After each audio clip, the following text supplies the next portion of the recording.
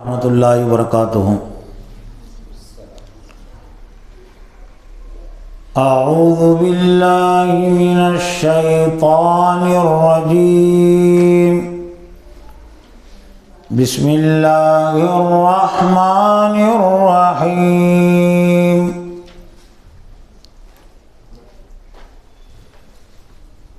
ان الذين يكتمون ما انزلنا من البينات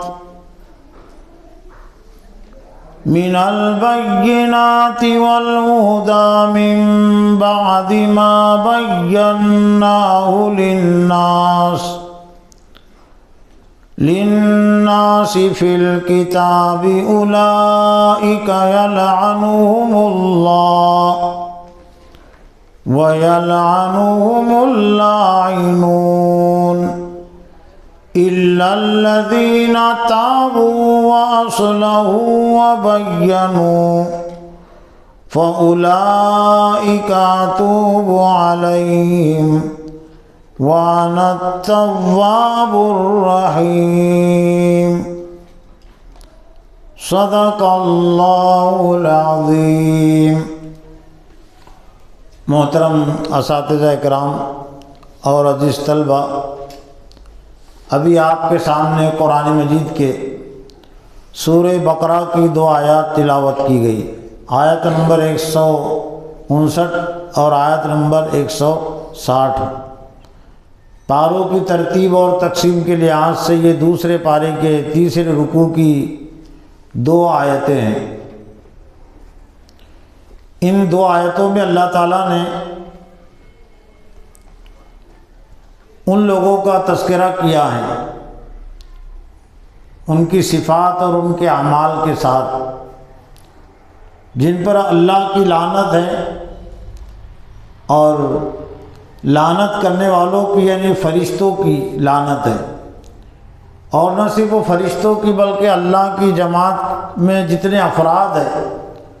ان تمام کی لعنت۔ قرآن مجید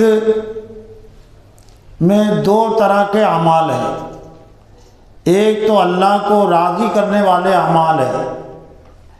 اور دوسرے اللہ کو ناراض کرنے والے اعمال ہیں، اور ایک مسلمان کے لیے ضروری ہے خصوصی طور سے کہ وہ دونوں طرح کے اعمال کو جانے، اللہ جن سے ناراض ہوتا ہے ان کو بھی جانے، اور اللہ جن سے راضی اور خوش ہوتا ہے ان کو بھی جانے، بلکہ اول نمبر پر ان کاموں کو پہلے جانے جن سے اللہ ناراض ہوتا ہے، جن کاموں کی بنیاد پر اللہ نے لعنت کی تنبیہ سنائی، غضب اور عذاب کی، ذلت اور رسوائی کی تنبیہ اور وعید سنائی ہے۔ آج مسلمان جو پستی میں عالمی سطح پر اور بھارت کے سطح پر بھی، تو یہ پستی اس وجہ سے ہے کہ اللہ کی لعنت اور اللہ کے غضب اور عذاب کی زد میں ہے مسلمان، یعنی ان اعمال کو اختیار کیے ہوئے جن سے اللہ ناراض ہوتا ہے، جن اعمال کی بنیاد پر قوموں پر اللہ تعالیٰ کی لعنت آتی ہے۔ لعنت یہ اللہ کی رحمت کی ضد ہے، اللہ کے ناراضگی کی اور غضب کی ایک طرح سے آخری یہ شکل ہے، انتہا۔ دنیا میں بھی یہ لفظ اور اردو میں بھی یہ لفظ بہت ہی نامناسب کاموں کے لیے کہا جاتا ہے کہ تم پر لعنت ہے، ملامت ہے، لیکن دنیا والے جن پر لعنت اور ملامت بھیجتے ضروری نہیں کہ ان پر لعنت اور ملامت ہو۔ لعنت کا لفظ تو بہت سارے گالی کے لیے استعمال کرتے ہیں، لیکن اللہ نے جن لوگوں کے لیے لعنت کا اعلان کر دیا تو ظاہر بات ہے وہ لعنت سے نہیں بچ سکتے، وہ اللہ کے غضب اور عذاب سے نہیں بچ سکتے۔ تو جہاں سے یہ بات شروع ہوتی ہے وہ یہ کہ اولین طور پر تو ہم سے پہلے کے جو مسلمان تھے بگڑے ہوئے مسلمان بھی کہہ سکتے ہیں، بے دین مسلمان، یہود اور نصارہ بے دین مسلمان تھے نا، اللہ کو ماننے کے دعوے دار، انبیاء کو ماننے کے دعوے دار، توریت اور انجیل کے ماننے کے دعوے دار تھے یہود اور نصارہ۔ تو اولین طور پر تو جو لعنت کا اللہ نے تذکرہ کیا ہے تو وہ اس کے مصداق اور مستحق ہے، لیکن قرآن مجید میں بنی اسرائیل کی تاریخ، یہود و نصارہ کی تاریخ اور ان کے اعمال اللہ نے اس لیے بیان کیے ہیں کہ مسلمان ان کاموں کو اختیار نہ کرے جن کاموں کی بنیاد پر یہود و نصارہ پر اللہ نے لعنت نازل کی ہے۔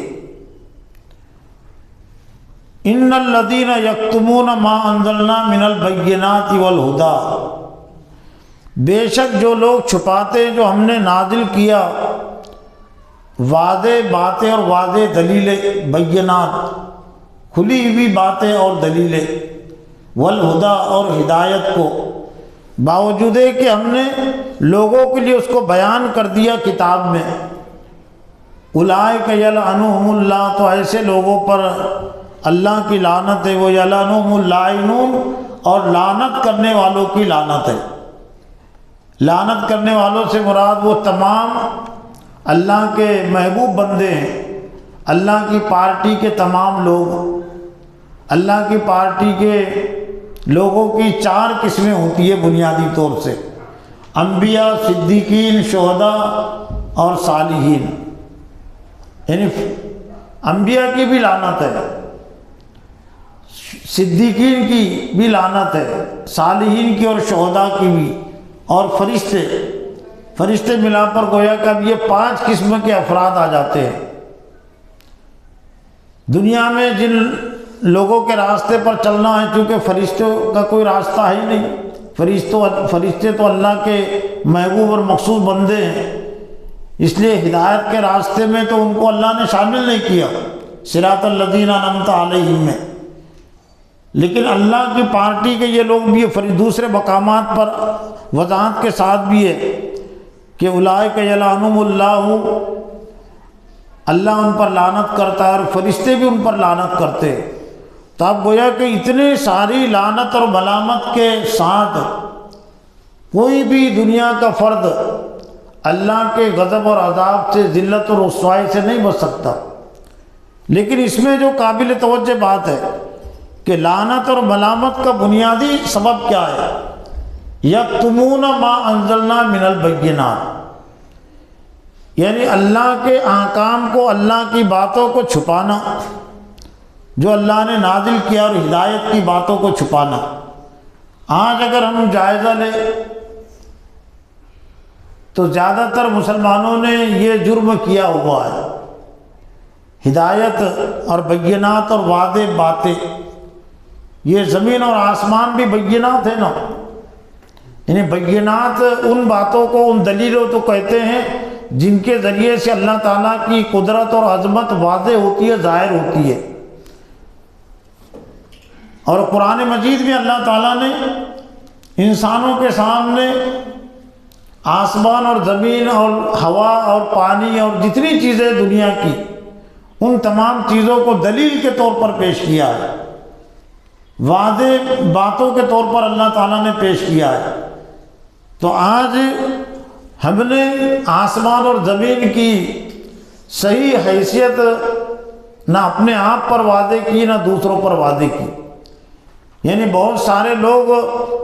یہ کائنات کی جو اصل حقیقت ہے اپنے آپ سے چھپائے ہوئے، لوگوں سے بھی چھپائے ہوئے ہیں۔ اپنے آپ سے چھپانے کا مطلب یہ کہ بہت سارے لوگ یہ جانتے نہیں کہ یہ بھارت کی سرزمین کی حیثیت کیا ہے،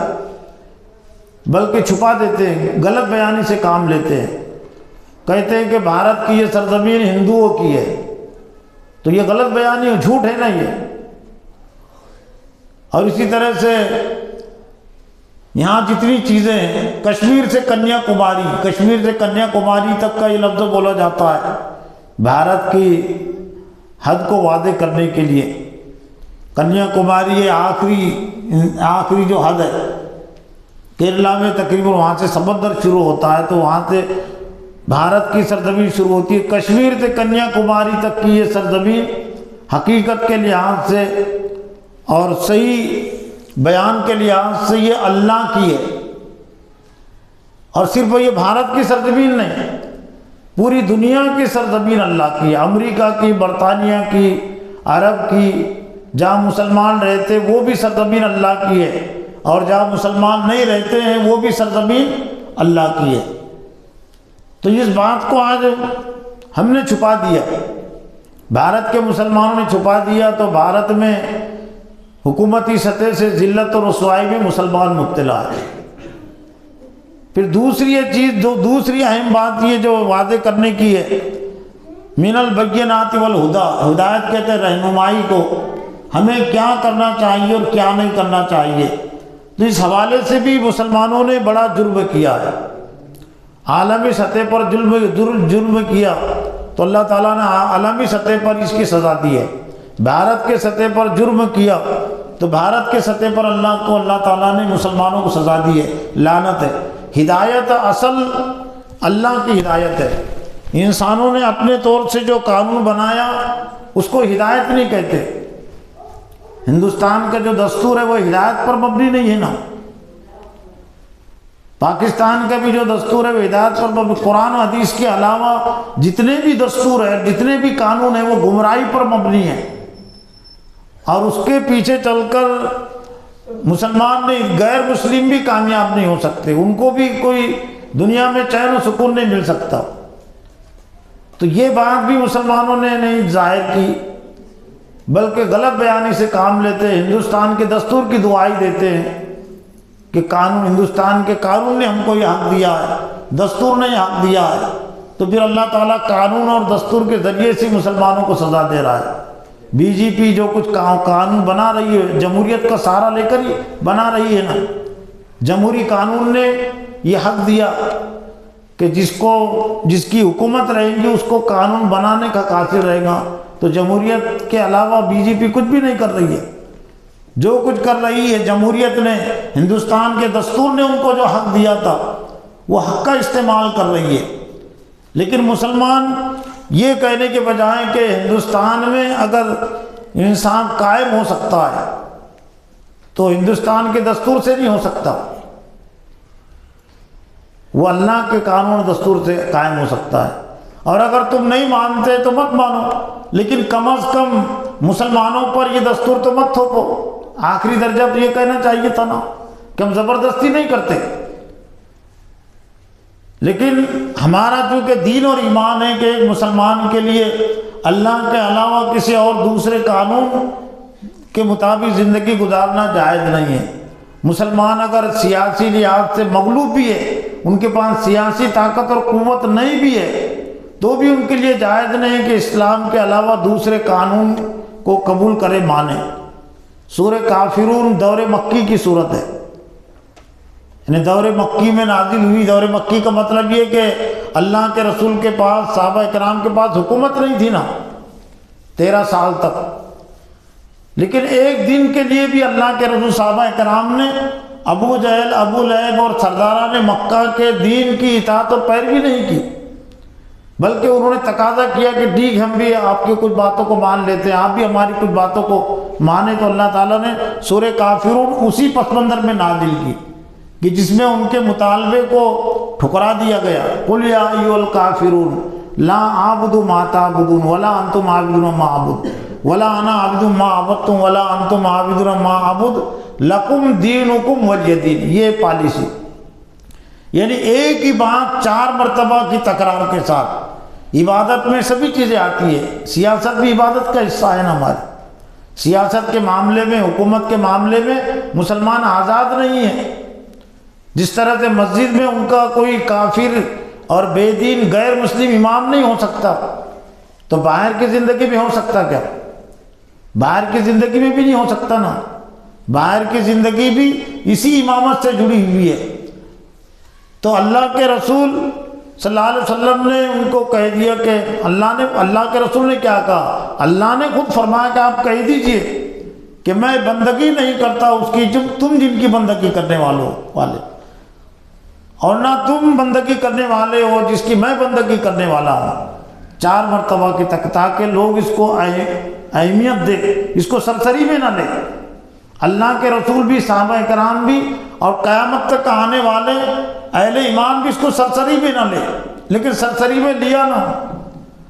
جب ہندوستان کا دستور بن رہا تھا تو علماء نے، مسلمانوں نے سرسری میں لیا، بلکہ سرسری میں کیا لیا، بلکہ سیاست کے متعلق انہوں نے جو کچھ ضابطہ بنایا، دستور بنایا، تو مسلمانوں نے، علماء نے اعلان کر دیا کہ ہمیں منظور ہے، ہمیں قبول ہے، جبکہ کہنا چاہیے تھا کہ لکم دینکم ولی دین، تمہارے لیے تمہارا دین اور ہمارے لیے ہمارا دین، تم اپنے دین پر، دستور پر عمل کرو، اور ہم چونکہ مسلمان ہیں تو اسلام، یہ قرآن ہمارا دستور ہے، ہم اس پر عمل کریں گے۔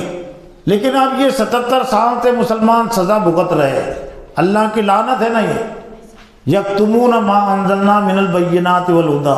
بے شک جو لوگ چھپاتے ہیں ہماری واضح دلیل اور تعلیمات کو۔ ایک تو مطلب بات یہ چھپائی کہ ہندوستان کی سرزمین کی حیثیت ایک طرح سے یہ تسلیم کر لی گئی کہ ہندوؤں کی ہے، یہ بھی لعنت کا ذریعہ ہے۔ اور دوسری بات ہدایت کے سلسلے میں کہ جو گمراہ لوگوں نے جو دستور جو بنایا تو اس کو مان لیا کہ یہ اس پر ہم بھی چلیں گے، ہم کو بھی قابل قبول ہے، تو اولئک یلعنہم اللہ، تو اللہ نے فرمایا کہ اللہ کی لعنت اور ملامت ہے ان پر، وَيَلْعَنُهُمُ اللَّاعِنُونَ، اور لعنت کرنے والوں کی لعنت ہے۔ اب لعنت سے بچنے کی اللہ نے 3 تدبیریں بتلائی ہے۔ موجودہ دور کے دنیا کے تمام مسلمانوں کے لیے میں نے دروازہ اللہ نے کھلا رکھا ہے، یہ اللہ کی ایک رحمت وسیع کی ایک طرح سے دلیل ہے کہ کوئی بڑا گناہ کر بیٹھے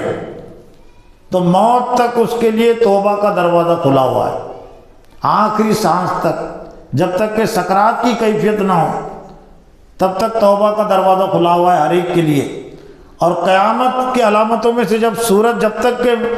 مغرب کی طرف سے طلوع نہ ہو تب تک توبہ کا دروازہ کھلا ہوا ہے۔ تو الا الذین تابوا واصلحوا وبینوا فاولئک اتوب علیہم وانا التواب الرحیم، مگر وہ لوگ جنہوں نے توبہ کی کا مطلب یہ کہ بعد آ گئے اپنی روش سے۔ توبہ کے ایک معنی اللہ کی طرف پلٹنے کے، بلکہ صحیح معنی اور حقیقی معنی اللہ کی طرف پلٹنے کے، کہ اللہ کی طرف نہیں پلٹے تھے، اللہ سے منہ موڑ لیا تھا، جیسا کہ سیاست کے معاملات میں مسلمانوں نے اسلام سے اور اللہ سے منہ موڑ لیا اور اپنا رخ دستور کی طرف کر لیا، تو اللہ تعالیٰ نے لعنت اور ملامت نازل کیے۔ لیکن اگر ہم نے اب توبہ کر لیا، الا الذین تابوا، اللہ کی طرف متوجہ ہو گئے اور غیر اسلامی قوانین اور دستور کو چھوڑ دیا اور صرف اسلام کے قانون پر عمل پیرا ہو گئے، تو پہلی صورت ہے توبہ کی، یعنی لعنت اور ملامت سے اگر ہم بچنا چاہتے ہیں موجودہ دور میں مسلمان علماء کرام اور جماعتیں، تو یہ پہلی صورت اختیار کرنی پڑی، اللہ کی طرف متوجہ ہو جائے۔ وہ اصلحوا، اور دوسری صورت توبہ کی اپنی اصلاح کر لے، جو کچھ زندگیوں میں بگاڑ ہے، نافرمانیاں ہیں، اللہ کے حق سے متعلق، بندوں کے حق سے متعلق جو کوتاہیاں ہیں، اللہ کے حق کے متعلق مطلب یہ کہ نمازوں کی پابندی نہیں ہے تو نمازوں کی پابندی کرے، جھوٹ بولنا چھوڑے، رشوت لینا چھوڑے، دھوکہ دینا چھوڑے، شادیوں میں غیر اسلامی رسومات جائز ہے، ہنڈا ہیں، اور اسی طرح سے لڑکیوں پر بیجا بوجھ ڈالنا، یہ سب کے سب فساد کے کام ہے، بگاڑ کے کام ہے۔ تو اصلاح کا جو دائرہ ہے بہت وسیع ہے، یعنی اپنی پوری زندگی میں اسلام کو نافذ کرے، اللہ کے احکام پر عمل کرے۔ وَبَيَّنُوا، اور تیسری توبہ کی لعنت اور ملامت سے بچنے کی تیسری شرط، وَبَيَّنُوا، اور بیان کرے جو کچھ ابھی تک چھپایا تھا اللہ کے دین کو اپنے آپ سے، تو اپنے آپ پر بھی ظاہر کرے، امت کے سامنے ظاہر کرے اور عام لوگوں کے سامنے بھی ظاہر کرے کہ یہ زمین و آسمان یہ اللہ کی مخلوق ہے، زمین و آسمان اللہ کے لیے مسلم ہے، ساتوں زمین اور ساتوں آسمان اللہ کی تسبیح پاکی بیان کرتے ہیں، گائے بھی اللہ کی تسبیح پاکی بیان کرتی ہے، چاند اور سورج بھی مسلم ہیں، اللہ کی تسبیح پاکی بیان کرتے ہیں۔ اور آج کے دور میں جو حکومت کی طرف سے جو مجبور کیا جا رہا ہے وندے ماترم وندے ماترم، تو یہ کہنا چاہیے وندے ماترم میں مطلب اس میں زمین کی پوجا پرستش کا تذکرہ ہے کہ زمین ہم تجھ کو سجدہ کرتے ہیں، تیری بندگی کرتے ہیں، پوجا کرتے ہیں۔ تو یہ کہنے کی ضرورت ہے کہ زمین خود اللہ کی تسبیح پاکی بیان کرتی ہے، زمین اللہ کے لیے نمن کرتی ہے، نمسکار نمن، یہ سوریہ نمسکار وغیرہ یہ سب شرک کی چیزیں، لیکن اصل بینوں کی بات جو ہوں گی وہ یہ کہ یہ کہنے کی ضرورت ہے، اور جب تک کہ یہ موقف میں نہیں آتے ہم تب تک یہ بیجا مطالبے ہم سے ہوتے رہیں گے۔ ابھی ان مسلمانوں نے ان کو امیدیں لگائی ہوئی ہے کہ وہ ہماری باتوں کو مانیں، اور اس لیے کہ ہم نے ایمانی کمزوری دکھائی۔ یہ کہنے کی ضرورت ہے واضح طور سے کہ ہم اس کو سجدہ کرتے ہیں جس کو زمین سجدہ کرتی ہے۔ صاف سیدھی بات ہے نا، یہ سچی بات بھی ہے، بہت آسان بات بھی ہے کہ ٹھیک ہے زمین جس کی پوجا پرستش کرتی ہے ہم اس کی پوجا پرستش کرنے والے ہیں، چاند اور سورج جس کی پوجا پرستش کرتے ہیں، عبادت کوئی بولتے ہیں نا پوجا پرستش، تو چاند اور سورج بھی اللہ کی عبادت کرتے ہیں۔ گائے جس کی پوجا پرستش کرتی ہے ہم اس کی پوجا پرستش کرنے والے لوگ ہیں۔ رام کو جس نے پیدا کیا ہم اس کی پوجا پرستش کرنے والے ہیں۔ رام کی کیا، رام تو بہت چھوٹی چیز ہے نا، مخلوق ہے۔ ہم رام کے پیدا کرنے والے کی پوجا پرستش کرنے والے لوگ ہیں۔ رام کا جو باپ تھا دشرتھ ہم اس کی پوجا پرستش کرنے والے لوگ ہیں۔ شیواجی کو جس نے پیدا کیا تھا ہم اس کی پوجا پرستش کرنے والے لوگ ہیں۔ گاندھی نے جس کو پیدا کیا، گاندھی کو جس نے پیدا کیا تو گاندھی کہ پیدا کرنے والے کی پوجا پرستش کرنے والے ہم لوگ ہیں۔ اور یہ بات بالکل انصاف کی بھی ہوں گے، عدل کی بات تو بالکل صحیح ہے کہ جس نے پیدا کیا وہ بڑا ہے سب سے، مخلوق بڑی تھوڑی ہو سکتی ہے۔ تو یہ بینوں میں وہ تمام چیزیں آئیں گی، لیکن آج یہ ہم بیان نہیں کر رہے، واضح نہیں کر رہے مسلمان۔ وہ بینوں فاولئک اتوب علیہم، تو ایسے لوگوں کی طرف